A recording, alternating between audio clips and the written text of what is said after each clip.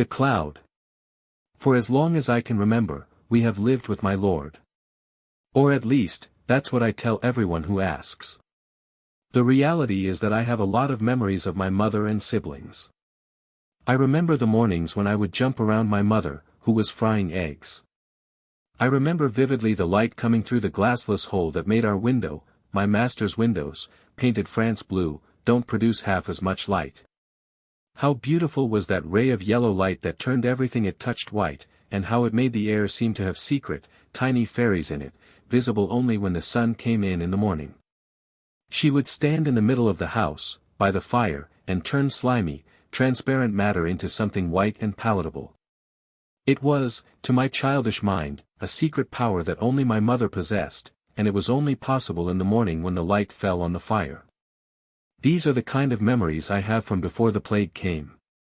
I never mention these things any more, not even in front of the others, those who came with me to the castle, for when my lord hears of them, his eyes darken. He is a good and pious man, whose family has ruled these lands since before my grandparents were born. In his castle, you could say that his presence is the only light. We owe him our lives, and for that I refrain from offending him. He has cared for us as his daughters, since he never had any of his own. The only thing he always asked of us was to stay close to him, to beware of superstition and to study the books he gave us. It was he himself who taught us to read. That was at the time when the plague took everyone. The serfs, the usurers, the hunters, my mother and brothers. It started as simple exhaustion, and then the sick person sweated to death. When we survivors came out of our houses we saw the corpses still standing, dead, holding their tools, but still sweating. My lord blames the miasma brought by a mysterious cloud that covered our region. The air was freezing and the days so dark that they resembled night, but the victims complained of intense heat. When there were only a few of us girls left, we held hands and climbed up to the castle to ask for help. It was the first time we saw him in person, and he welcomed us with open arms.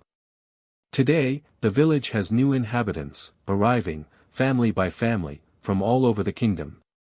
The region flourishes as if that dark miasma had never been here. But my lord withers more and more. The man who looked like a tall dark oak now bends like a branch, unable to move on his own. We have brought him to his bed. The idea at first seemed horrid to me, for the chamber is cold as the most horrible winter, but the servants brought him in without so much as a glance at me. I spend my days caring for him, laying my head at his side and weeping for the last man left in my life. I tell him how much I love him, how important he is to me and to others, while he smiles and caresses.